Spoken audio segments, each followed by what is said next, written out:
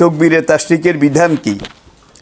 এটা হলো 9 তারিখ জিলহজের ফজরের নামাজ থেকে শুরু করে জিলহজের 13 তারিখ, রিপিট, জিলহজের 9 তারিখ ফজরের নামাজ থেকে শুরু করে একেবারে 13 তারিখ আসরের নামাজ পর্যন্ত আল্লাহু আকবার, আল্লাহু আকবার, লা ইলাহা ইল্লাল্লাহু, আল্লাহু আকবার, আল্লাহু আকবার, ওয়ালিল্লাহিল হামদ।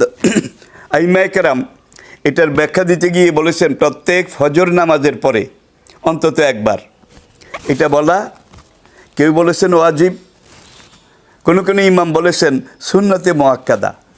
তো নবীজি যখন এটা করেছেন এবং বলেছেন, সাহাবায়ে কেরাম করেছেন, কুরুনে সালাসা করেছেন, আইমায়ে মুতাকাদ্দিমিন মুতাআখিরিন করেছেন, সুতরাং এটা আমাদের জন্য একটা গোল্ডেন পিকচার। আমরা এটা করব। একবার বলা ওয়াজিব, 3 বার যদি বলেন যত গুড় তত মিষ্টি, বুঝতেই পেরেছেন।